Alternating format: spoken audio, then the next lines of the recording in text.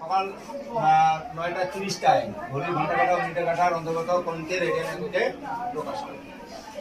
তো আমরা জানি ওয়াল ক্লকের কেন্দ্রে 360 ডিগ্রি কোণ, ওয়াল ক্লকটা 360 ডিগ্রি। এখানে একটা ঘর কত ডিগ্রি কোণ উৎপন্ন করবে? এখানে মোট কতগুলো ঘর আছে? 60টা ঘর। কতগুলো? 60 ঘর। 360 কে আমরা যদি 60 ঘর দ্বারা ভাগ করি তাহলে একটা ঘর দ্বারা কেন্দ্রে উৎপন্ন করে পরিমাণ পাবো। তাহলে এক ঘর সমান 6 ডিগ্রি। তো 9টা 30 মিনিট অর্থাৎ 9:30টা। ঘড়ি ঘন্টা কাটা ও মিনিটের কাটার মধ্যবর্তী ঘর সংখ্যা কত?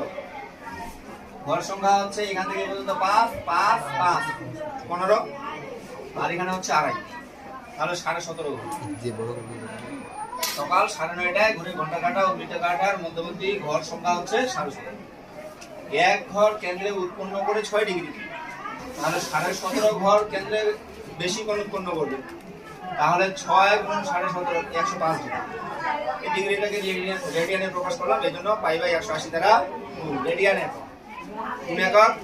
রেডিয়ান একক। অ্যান্সার চলে আসবে।